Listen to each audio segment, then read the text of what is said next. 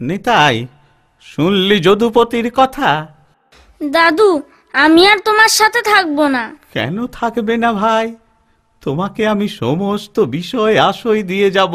আমি বিষয় আশায় চাই না, আমি এক্ষুনি চলে যাব। ভাই, তোমাকে আমি এমন স্থানে লুকিয়ে রাখবো যে কেউ খুঁজে পাবে না, গ্রামের লোকেরাও নয়।